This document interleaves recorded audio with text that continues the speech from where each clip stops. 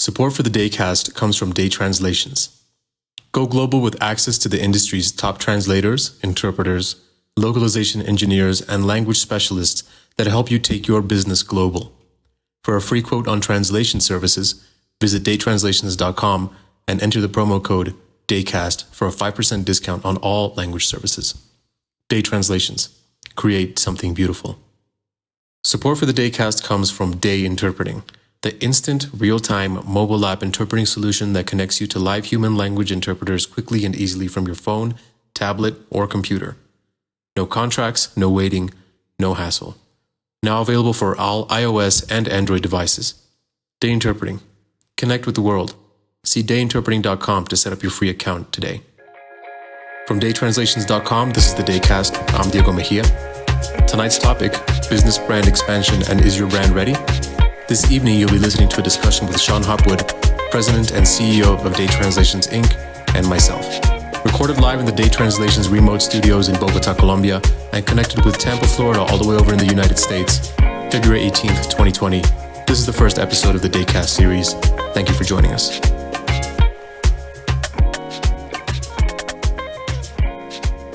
We're here with Sean Hopwood, President and CEO of Day Translations. Sean, how are you? Thank you for joining us. I'm wonderful. Thank you very much. And thank you for doing this. You're very welcome. We're really interested in hearing your story and learning about how Day Translations started out. Please tell us a little bit about how this idea came about, how you started in this. Well, thank you very much for giving me the opportunity to speak about this, because this is something I'm actually really passionate about. A lot of people have looked at me in a way as a very introverted person. I'm not an introverted person. I'm kind of more like, I've tried to be very humble and modest throughout my life. But as I've spoken to friends and family, they find out things about me that they never knew. And I'm like, I thought these things were just obvious, my passion for cultures, my passion for language, my love for dance, my love for, learning about different traditions and religions and all these things. This is something I've always been passionate about, but I've never really vocalized it. And so I'm hoping to vocalize a little bit more so people can get to know me. I think one of the biggest issues I have is people don't know me. And so I'm hoping that this will help a lot with that. Well, that's terrific. Do you think that you growing up in your private life helped you build your business? As an extrovert in my private life? Yes, it has. I've been very gregarious my entire life. Even whenever I was little, I used to go out in my neighborhood and meet people all the time. And I remember my first encounter with languages. I was walking around in my neighborhood and I used to play with these Mexican children, and they one time said, "Este chico está loco." And then I was like, oh, okay, this guy, I said, "You're calling me crazy." And they're like, "How did you know that?" Because I was only like 5 years or 6 years old. And I was like, because, I've heard it before. I can pick up on your mannerisms. So from like 5 or 6 years old is when I started realizing how much I love cultures, my passion for, different people, to try to understand what they're trying to say. So it all basically started from there. And I mean, it was probably born in me, kind of my desire to understand people. If I were just to summarize it all, it's just, I have a deep desire to understand people. And that's where all this passion comes from. Tell us a little bit about where you grew up. Where did you meet Mexican children when you were friends as little kids?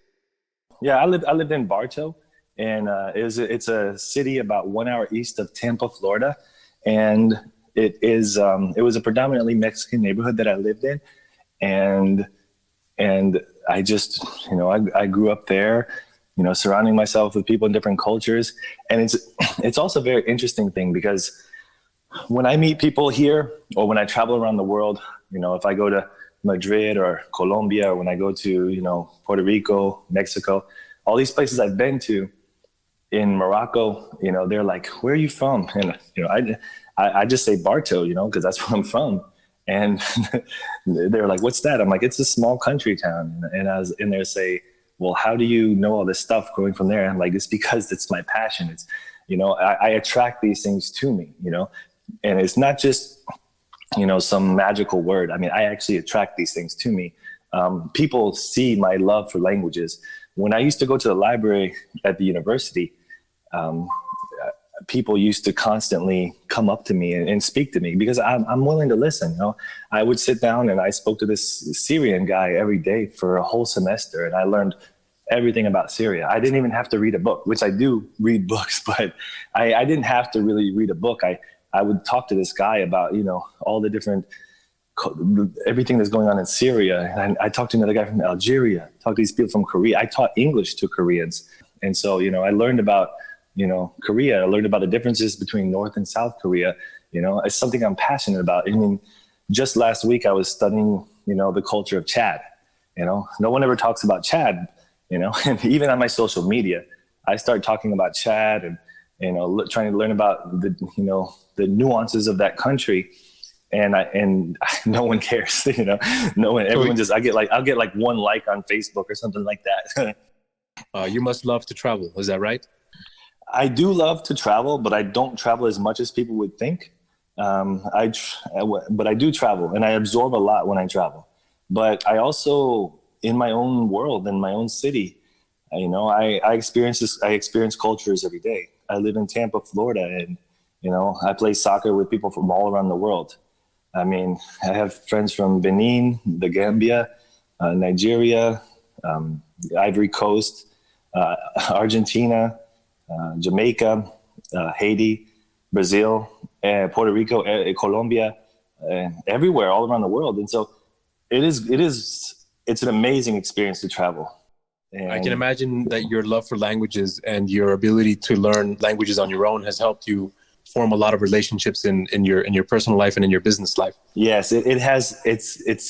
It's formed amazing relationships, and it's done so much for me. For example, I have an Israeli friend, and we had this really complicated Israeli translation to do, a Hebrew translation to do for our company, and it was written in Israeli shorthand, which is not the same as, you know, I mean, not Israeli shorthand, Hebrew shorthand. So it's not the same as this regular, you know, script, Hebrew script that, you know, that you see in the Torah and stuff like that. So I contacted him and he helped me out a lot with it, you know, and this happens every day, almost every day, where, you know, we'll get a rare language that I have a friend that can help me with it. You know, I have a friend that will, you know, or, you know, give me guidance. And it's also gotten to the point where I can kind of pick up on it my own. Cause I knew that it was Hebrew, but I just didn't know, you know, what it, you know, if it was some certain different type of writing or something like that. And, you know, I'm usually helpful when it comes to differentiating between different types of languages that use the same script, such as Farsi and you know, Arabic and Urdu. They all use the same script. So sometimes it's hard to tell, but since I can read Arabic, I can tell, you know, this is not Arabic. This is Dari, or this is Farsi, something like that. So yeah. Being surrounded by all these friends has been really nice. I love it. I mean, I just love being surrounded by cultures. How did you learn all of these languages? I started learning when I was really young. I learned Spanish and French whenever I was, you know, really young and before high school. And I took French, and I took French in college, and I also took I have a minor in Spanish in college. So I always told myself, and my grandfather also, he really inspired me to do these things, because my grandfather, I told him I wanted to be a pharmacist because I was a little bit lost. And he said, no, don't be a pharmacist. You're just going to be sitting in a room, you know, filling up bottles with pills all day. Does that sound like fun? And I was like, no, it doesn't. And so he convinced me. He said, do what you love. It doesn't, you know, because I was always told, you know, pharmacists, they make, you know, $70,000 a year, $80,000 a year or something like that. That's great, you know? And so I was like, I need that, you know, I want to make money. I don't know what to do with languages. And he said, no, just do what you love and you'll find a way of making money doing it. Was he a huge influence in your life growing up? Yes, he was a huge influence. He sent me to space camp. He sent me to all sorts of camps that fostered my creativity. He sent me to Aviation Academy, where I learned how to fly an airplane. He sent me, in space camp. I was actually, I was assigned to be the captain of the spaceship. And so that's when my first that was my first hint that I could be a leader. I could be a leader because these kids, I was like 12 years old, and all the kids chose me to be the captain of the spaceship, the person that's in charge of everything. And the leader. And a very interesting side note is that Chelsea Clinton was also there. So you were leading Chelsea Clinton into space. Yeah. Well, she was actually she came actually 1 week after me, so she wasn't in my exact same program, but she got there, when I was, leaving, because each program was 2 weeks long, and as my week was ending, hers was starting. So it would have been interesting, kind of like to interact with her and meet her. But no, I didn't actually work directly with her, but it would have been really cool. But so, and that kind of shows you the kind of person my grandfather was. Like, he sent me the same place that Bill Clinton sent Chelsea Clinton. So obviously successful people, they think alike. And my grandfather was an amazingly successful person, not just like in his business life, but in his personal life too. He valued family. He cared very much about his grandson. Yeah, he cared a lot about me. And that's why I named the company after him, Day Translations. His name was Francis Joseph Day, and I named the company after him. Not everyone has an opportunity in life to have a father figure or a mentor growing up. You've mentioned that when you were younger, you thought the best that you could do or what you saw for your future was potentially a career as a professional pharmacist. What would you say to a young person that's listening to this podcast for the first time and they're not sure about what their potential is or may not sure about their path in life? What advice would you give them? Well, my advice, one of my biggest advices would be to not ever focus on the negative, not to feel sorry for yourself, but to feed your passions and to help the people who help you, and you're going to be good. For example, I never had a father, but I had a very good grandfather. So by that thinking, I could be like, oh wow, I never had a father, feel sorry for myself. Hey, everyone, please feel sorry for me. If I'm not successful, this is why, that's stupid, Or I could be like, I had a wonderful grandfather. I had wonderful friends who helped me when I was growing up. I had all these people help me out, and I stayed with this guy. He taught me about the internet. No one knew what it was. Everyone was using this AOL chat, and it's like, what is this and how does it work? And he was the only one in our area who had a computer and who had internet. So we all went to his house, and he showed me everything. So, like, my advice is, you could just never feel sorry for yourself, And there's a saying, I don't know exactly how it goes, but it's kind of like for a fisherman. It says, I don't care how many storms there were when you're out at sea. All I care about is how many fish you bring back to shore. So that's what most people care about. There's some people in your life who deeply care about you and who you are, but what most people care about is results. So it's not going to matter, if there's some reason to feel sorry for you. You need to focus and feed the things that are good for you and starve the things that are not good for you. That's my main advice there. So focusing on the positivity, and you also mentioned being an early adopter of technology. I understand that this was a huge benefactor to you growing your business in the early days. Could you tell us a little bit about that? Yes. And I'm 40 years old, so there's probably a lot of younger people who are know a lot about newer types of technology, which I'm always doing. But I started off, whenever AOL was coming out. My mother, when she was a teacher, and she still is a teacher, and she had a Commodore computer, and we would learn how that works. My grandfather actually sent me to computer camp at MIT, and that's another thing he did. And they taught us computer programming. So technology is extremely important, and it's extremely important to constantly be adapting. And there's some people who it's something you have to like eradicate from your brain, which is complacency. And I always like to give an example of Sears for that idea. Sears became complacent. They were complacent with their computer systems. I would go in there, and you're still using black computers with green green font, green lettering. And I'm like, why are you still using this old programming when there's so much new stuff coming out?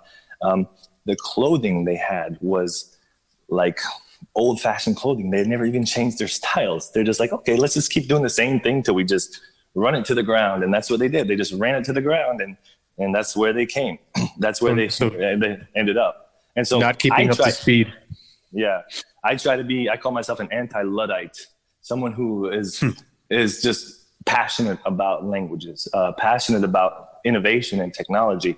And you have to be. So, even if you're 99 years old and someone asks you, you're just like, hey, I'm gonna go to school at 99. They're like, why are you going to school at 99? How much longer do you have to live? And you could tell them, it doesn't matter if I have even one day left to live. I'm going to continue learning. There are two topics that I'd like to ask you about. The first one being, do you consider yourself an internet entrepreneur? Yes, I do consider myself an internet entrepreneur. It was more of entrepreneurship by necessity. Well, you may not know, I was fired from my job and I had to find a way to make money. So I went around, trying to find clients for translation. And I went around, I went to the Small Business Development Center, which is a governmental organization, which everyone listening to this podcast can do. It's SBDC, the Small Business Development Center. There's one in every major metropolitan area in the United States. And what they do is they help people. They help people with, setting up a business, finances, accounting, human resources, and all stuff like this. So, yes, I consider myself an entrepreneur, but as I always try to stay humble and realize that it's not just me, but my ability and my willingness to ask for help, which has made me so successful. You mentioned that the SBDC played a major role in how you formed your company during difficult times. Was following the rules something that you always did? Do you believe in bending the rules when necessary to get ahead, or how do you manage that? Well, when it comes to the rules and laws and stuff like this, I'm extremely strict about doing things the right way.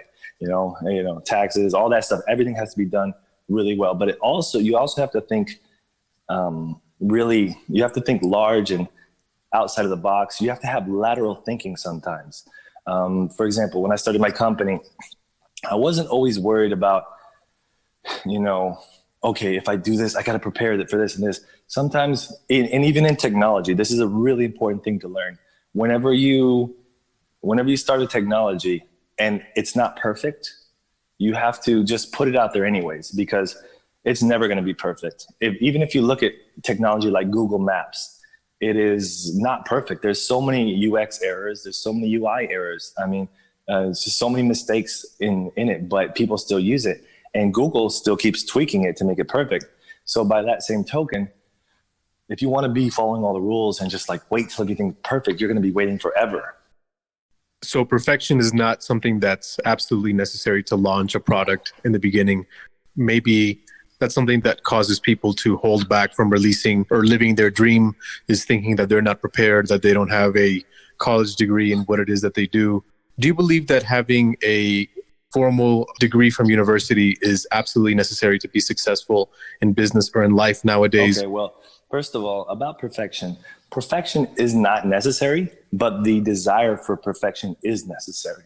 And those are kind of it might be confusing, but well, if you want to be perfect and you're not perfect, that's incongruous. But actually it's not, because if you don't want to be perfect, you're just going to be happy with being ordinary.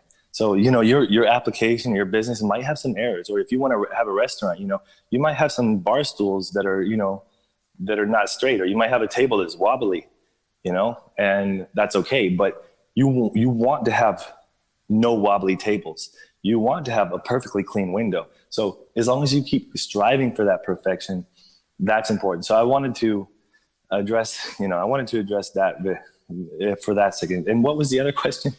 For somebody that's starting out and maybe they can't afford to go to a university for 4 years or for 6 years to get a master's in business or something of this nature, do you believe that it's necessary now in this in this day and age to have a university degree to become successful? Okay, now I have a very interesting take on this. And yes, I do think it's important to go to university. That's my short answer. I think that a lot of people have, either been convinced or they've kind of told themselves, university isn't necessary. You're learning a lot of unimportant stuff. And yeah, that could be true. And trade schools and stuff like this are really nice. But for me personally, I think I learned a lot in school. Some people might not need that structure.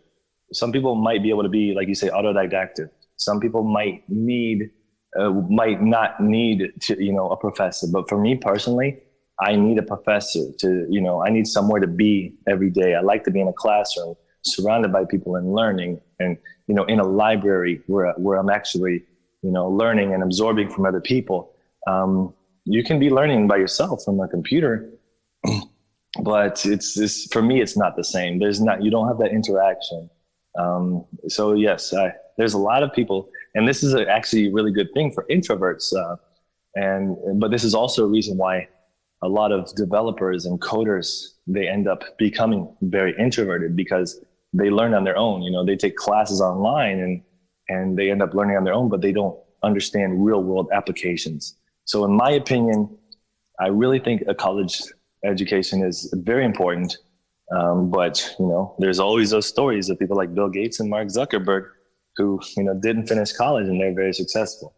So they're both to that level where I think that college for them was more of like a block, instead of something that would actually help them. But you never know. I mean, they might feel regretful that they didn't finish. Maybe they had wished they learned, they had taken some environmental science classes or something. I don't know.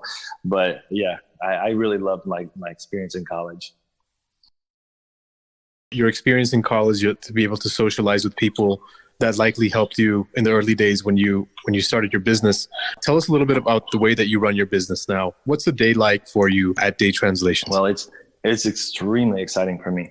I mean, I get up every day and I'm just looking forward to working. And it's been almost, like you say, it's been almost 15 years. And I just have so much passion to get up every day and do this.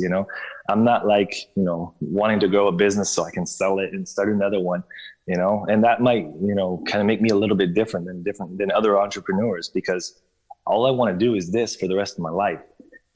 I just want to run this business. I want to see how far we can take it, how much it can grow, how much of a change we can make in the world. And that's what really drives me. So, a typical day when I get up is, I'll have my coffee, which is decaf always. So, I get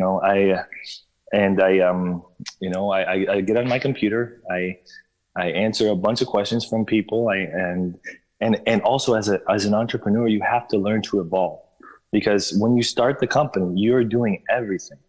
Once it gets to the level where mine is at, you have to learn to let go. Little by little, you let go of things. And now I've gotten to the point where I'm not even doing the day-to-day operations of the company, even though I want to so bad. As everyone knows, I want to just micromanage, but you have to let go and learn to trust other people. And so, yeah, and I've learned to trust other people. I've got amazing people in my company who are smarter than me in so many ways. And that's another thing. You have to learn humility. You have to learn, hey, at the first you're like, oh, I'm a genius. I'm a superhero. I did all this. And then you have to realize, okay, maybe I'm not. I'm just another guy who, started something, and, I had some good ideas. I worked really hard, but I have all these people helping me out now. So it's not just about me. It's about the entire group. So if you really want to take your company in that next level, that's kind of like a step you have to take in the evolution of your paradigm and philosophy towards running a company. I think this is really interesting for entrepreneurs or entrepreneurs or young people that want to get into entrepreneurship. And I think that one of the major roadblocks that young people or older people as well that want to start a business, one of the challenges that they might have they're twofold. The first one is finding time. I'd love to know your point of view on this. Finding time to pursue a personal side project, how to combat exhaustion, You are known to Mhm. work really long days. And Yeah. how do you maintain motivation even during a tough day? Is it just gritting your teeth? Is it just kind of sticking Well, through it and suffering and getting through it, or how do you manage these things? yeah, thank you. That's actually a wonderful question. I've always wanted to try to explain this to people. And it's not, the interesting thing about me is it's not hard. It's just not hard. Like when I started the company, I was working, 8 hours a day as an interpreter at the hospital. And then I would come home and I would work, when I got home, which was about 6 p.m. And then I would work until 4 a.m. every day. Then I would go the next day and work. For me, and when I quit the job as the interpreter, it was basically, okay, I was doing the same exact thing, except for I had double time to actually focus on my company. So it was great. Combating the stress, combating the difficulty of doing all this it's not too hard. One thing that I have in my mind is I look at myself as walking on a sidewalk. Sometimes you're walking on a sidewalk. It's really easy. It's cement. You just keep walking. And then sometimes you hit some mud or quicksand. You could stop in the mud and then you'd be like, oh gosh, I'm covered with mud, and start complaining about it. And then you get to the quicksand and be like, oh my gosh, I'm sinking, and start looking at yourself sinking. Or you can keep walking. If you keep walking, you're eventually going to get back to the cement. And then you're like, okay, I'm walking in. So that's the philosophy that I had, last year I worked, I think 4 days straight without sleeping. And I knew it was going to stop. And now, I have, and now everything is going really well. So another thing for me is I'm like the king of doing tedious work. I can do repetitive tasks in front of a computer, for hours on end. And I think engineers and coders do this a lot too. And it's a good quality to have, because a lot of people are not able to do the grunt work or the actual, minutia of having a job, or running a business. And so if you're the president of a company and you're willing to do those things, number one, it's good because those things need to get done. And number two, it's a good example for your employees because they see you doing all that hard work and it makes them want to work even harder. And the third thing is, when it's your company, it's a lot easier because, you can see the results. So yeah, these things are good. These are kind of like the ways I combat that. I have a question for you, and this is something could be considered taboo. A lot of people don't like to talk about this, but it's definitely something everybody feels. And as an entrepreneur, I'm pretty sure that you must feel it at an augmented level. Fear. How do you deal with fear? Oh, well, yeah, that is very interesting because it's taboo. And people talk about these things like, oh, don't have fear, or don't think negatively, or don't talk about this or that. Those things to me don't really matter except to the extent where it affects other people. For example, fear, if I say I'm scared, I'm like, yeah, I'm scared, or I have fear of failure. Okay. Yes. But, it doesn't stop me from doing my job. I'm going to keep using that fear and drive myself forward. And the fear fuels the fire in a way. Yeah. Fear fuels the fire, fear of failure, all these things. But for me, it's not so much a fear that I have anymore. I see everything that I need to do and this company needs to do with perfect vision. And I have just like this extreme, like lightning urge, or just like this wind pushing me in behind my back saying, hey, we got to do this. We got to do this, because I see everything with perfect vision. My company is in an industry it's a $50 billion industry. I believe it's one of the top 10 industries in the world, or maybe one of the top 5. I have to do the exact research. I don't know. But when I see this and I see what our competition is doing, and when I see what, lateral companies are doing that are similar to ours, I see everything with perfect vision, and I want everyone to see that vision with me. And now my company's gotten to a point where I can say there's like at least 20 people in the upper management who see things the same way I do. And that's a comforting feeling. When you're doing things by yourself, it's very scary. When you have people doing things with you, it's like, hey, we're doing this together. And when you trust them It's the best feeling in the world. So yeah, that fear, when people, it's kind of like it's a social media thing. It's a phenomenon where people say, oh, don't talk about fear. Don't talk about negativity. Of course, yes, be positive, but don't let that philosophy run your life. If you want to be negative one day, be negative one day. If you want to be scared one day, be scared one day. But the goal is to keep moving forward, keep trying. Don't be like, oh gosh, this is something I can't talk about, because if I talk about it, it's going to get worse. No, it's not going to get worse. The only thing that really matters is how efficiently and hard you do your job. All these, for me, those things have to be taken with a grain of salt. You mentioned that your staff plays a big role in helping you realize your creative vision. What is the secret to leading people into believing what you believe? That's something that I'm actually working on now. I have, I was really good at it before, and then I got bad at it for a while, and now I'm getting good at it again. I kind of, people kind of lost the goal. They lost the track which I was going on. And so I've been reading a lot. I've been studying a lot. And one thing I've been doing is researching servant leadership, and also explaining our goals very clearly.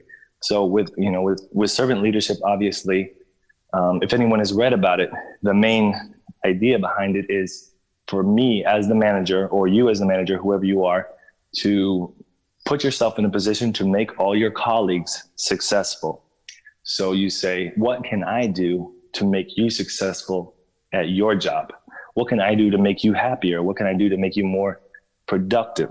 These are things that I've done. And so as long as you have the clear vision of what you do and everyone knows, then what you need to do is put yourself in a servant leadership position where you are making everyone better. Because as a manager entrepreneur, you are only one person. If you have a company with 50 people, that's 50 to 1. So it would be much more smart to empower those 50 people than to be selfish and try to do everything yourself. So that's what we've done. We've made our vision very clear, and we've tried to empower everyone to do their job. And a lot of things, I've been very motivational a lot lately. And I think that's really important, because people work for money, but they don't work just for money. They work for progress. They work for self-actualization, and they work to feel important. So, it goes a long way, to tell someone, hey, you did a really good job today. And I've used this in my entire life, actually. And one good thing that's helped me a lot with this is my memory. I have a pretty good memory. So, when I'm talking to someone, they'll talk to me, even when I meet someone new. I met a guy the other day. It was actually Sunday. I met a guy, and he was a money maker. He made coins. And we talked, and he told me about how, he makes coins for different, things like the flip of the Super Bowl, or memorial coins and stuff like this. And we talked a lot. And then after about 25 minutes, there were some coins on the ground. And I said, hey, are you sure you didn't make those coins or something? And he looked at me with such a smile, because he knew that I was paying attention to him in the beginning of the conversation. And so when you pay attention to someone and then you bring it back to them later, it gives them a feeling of catharsis and joy and warmth inside, because they're like, oh, wow, someone was actually listening to me. I matter. I'm important. And so this is something that, it's important to do in a company. If you have an employee and, they like dogs, you'd be like, hey, I found this, look at this breed of dog. Look at this German Shepherd. Isn't he beautiful? Just something like that. They're like, wow, my boss really, he listens to me. He knows who I am. And that actually makes them feel more important, and it makes them work harder. Very well. Compassion seems to play a major role in the way that you lead in your company. How do you manage when you have to make a difficult decision inside the company where you might have to break off a relationship with somebody within the organization? How do you make those decisions? Well, that's very hard, but it's the hard things are what make you successful. So when you are able to make the hard decisions, you are successful. If you don't make those hard decisions, you are going to be stuck in the same place for the rest of your life. Let's say you're in a divorce and you don't like your partner. If you don't take any action, you're going to be miserable forever. And not, I'm saying you're in a marriage, but you want to get divorced. I misspoke. But so, by the same token, if you're in a company and you're with an employee and this employee is not doing good work and you're scared to talk to them, you shouldn't be an entrepreneur. You shouldn't be a boss, because you need to be able to make those hard decisions, And I've cried a lot of times when I let people go, and I still do. And I still do it because, and that's good that you cry, because it shows you have emotions. It shows that you care. But it's also good that you can make those decisions. So it's the perfect balance to be able to have that emotion and have that care and still be able to make the hard decisions. And that is one of the hardest things about being an entrepreneur, is actually letting people go and stuff like that. So, and it's good to try to do it in the best way as well, to try to, never burn bridges, and I've kind of adopted a new methodology now that I'm doing where, if we do let people go, or if they quit, I tell them, hey, I'm still here for you. You were with us company, you helped this company grow. I want you to know that we want to keep a good relationship with you, and we don't want to burn any bridges. So that's wonderful. And that's actually going to help a lot, because these people are going to be around forever. They're going to be around many years. So why not keep a good relationship with them? It all goes out there into the world. They might come back one day, or they might have something to say. Every single person counts.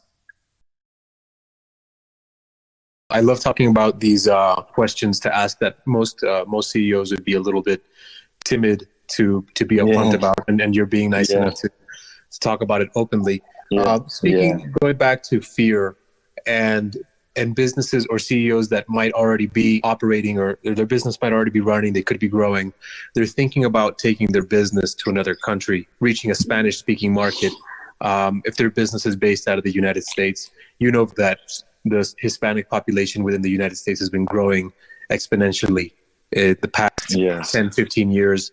It's become a political topic. It's somewhat controversial, but it presents a great business opportunity for entrepreneurs that want to take their operations to a different language. What would be the first steps that you would tell them to consider when they're making that decision to take yet another risk and reach a huge market? Well, yes, and it could be controversial to some people, but for me, I'm all about the preservation of cultures and preservation of languages. I think it's beautiful. It's a beautiful thing. There's so much, culture and tradition into every little thing, and that's something, and especially in the Hispanic market, but in all cultures. That's something that businesses really need to understand. And what they have to do is they have to really look at these things. There's people who are insular in their own world, and they say, well, let's just make our product, and if they like it, they like it. If they don't, then they don't. That's, for me, that's not the correct approach. The correct approach is to take the localization approach, where you localize your product or your product for different people. So if you have a movie, if you're just going to keep putting it in English, what if your audience doesn't speak English? Why not put it in Spanish? Why not put it in Mandarin? Why not put it in Arabic? And if you put it in Arabic, there's like 20 different dialects of Arabic. So why not put it in each dialect, so you can appeal to every person, amongst the Arabic cultures and population, they all have their own dialect. When they're all together, let's say there's an Algerian with a Libyan and a Jordanian and a Syrian and all these things. So they're speaking very, very different dialects. The Moroccan dialect is very different than the Lebanese dialect. So when they're speaking, they're like, oh, in my culture, we talk like this. And so when you can speak to someone in their culture, you really can, you can market to them and show them that you're not just doing it, to sell to them. You can actually understand them. There may be a misconception that it's difficult to do this. Maybe a lot of people don't know about the process of localizing a piece of content or a product to reach a different country or a market of Spanish speakers within the United States, for instance, or a Chinese speaking community or a Chinese speaking market within the United States.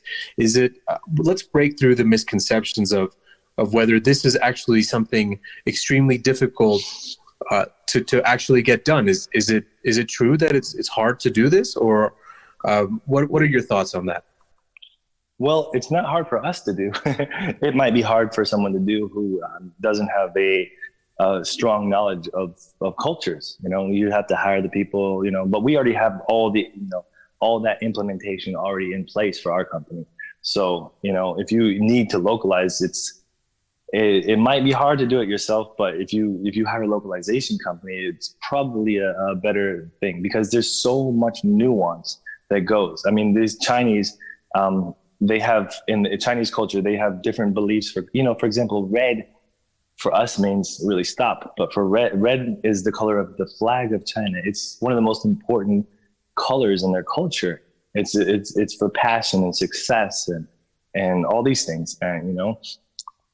And different ways of talking, different ways of speaking formally. In different countries, they speak at different levels of formality, such as in Colombia, everyone is extremely formal in business. And you know, in some other Latin American countries, their level of formality might not be the same.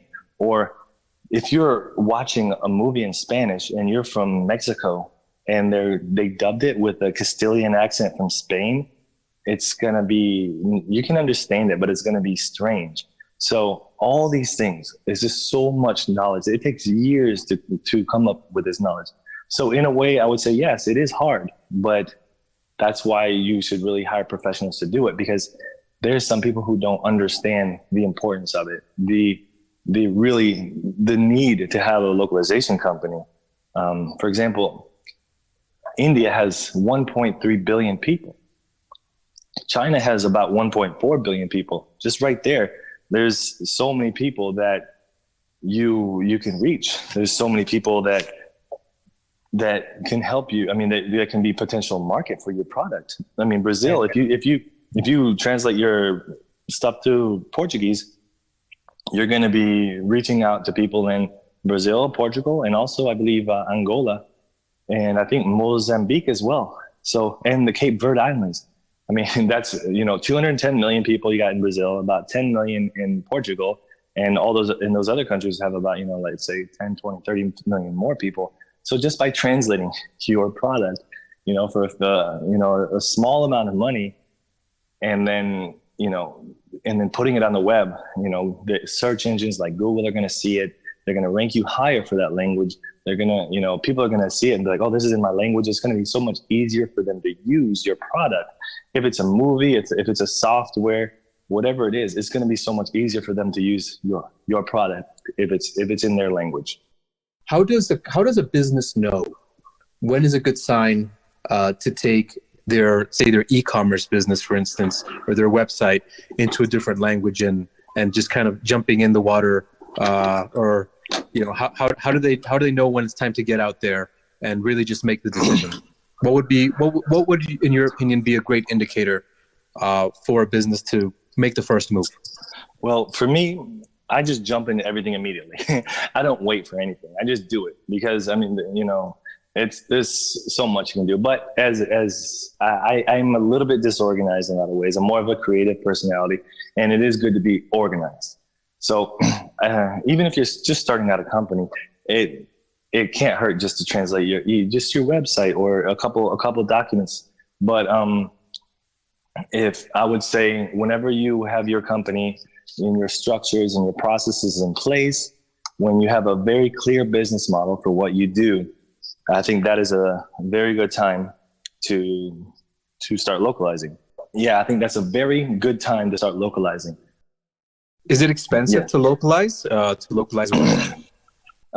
depending on, you know, how big your project is. Localization of a website is really not expensive, and it's the amount of money you can make from it is crazy. I mean, just like I say, just if you translate your information to Portuguese, or your website to Portuguese, you're reaching already about 250 million more people just by translating to Portuguese. Just for I don't know how much, whatever it costs, to translate your website, it's not really expensive. And then, let's say you translate to Chinese. Well, you're reaching 1.4 billion people. That's more than 4 times the size of the United States. That's a crazy amount. If you translate to Hindi, I mean, there's a lot of languages in India. There's Hindi, Marathi, Telugu, Kerala, the languages of Kerala. There's, Tamil, the languages of Tamil, all these different languages. But you can translate to all of them. Hindi is the main language, but I mean, once you get into places like India, that's when it does start to get a little bit complicated, because you have to, look at, the languages in the Bangladeshi languages and all these different areas. So yeah, it's really important to work with someone who knows what they're doing, but it's, it's possible to do it on your own. But yeah, I mean, the potential you have is amazing. So I would say definitely, just localizing stuff should be one of the first things you do. I mean, if you're starting a project, if you're in the United States and you're going to definitely want to translate everything to Spanish. If you're in the United States and you call a lot of places, they always tell you to press 1 or 2 for Spanish. So it's already, everyone knows how important it is, and you just can't ignore it. It's not gonna stop. It's just extremely important. If you look at the largest companies and just go on any of their websites, go on YouTube's website, scroll to the bottom, you're gonna see a drop-down menu that allows you to change it into any language. Go to Facebook, you're gonna see a menu that allows you to change it to any language. So they know the importance, and look how big those companies are. So, if you want to be like Google, if you want to be like Facebook, think local, think globally. I mean, this is how they think. It's not about just. I mean, if you want to stay small, if you're happy, where you're at, then that's fine. But if you want to grow, localization is where you need to go. And it's not about just translating. It's about transcreation. It's about international marketing. It's about cultural understanding. It's about, other things like registering your business in another country. If you're registered in the United States and you want to register in Chile, you have to speak to a local lawyer. You have to speak to the local government. You have to get registered as a business in Chile, So all these things are extremely important. And in this day and age of globalization, being able to communicate with everybody successfully is a huge part of business. Day translations, professional translation services that take your business global and connect you to the world. This has been the DayCast with Sean Hopwood. Sean, thank you so much for joining us today. You're very welcome, and thank you for your time. And thanks to everyone for listening to me. Our program was produced today by Maria Di Lorenzo. Our website, daytranslations.com/daycast, where you can listen to an archive of our DayCast podcasts, as well as on YouTube, Spotify, Apple Music, and Anchor.fm. DayCast is made possible by the folks at Day Translations and Day Interpreting, professional language solutions for you. Thanks a lot. See you guys next week.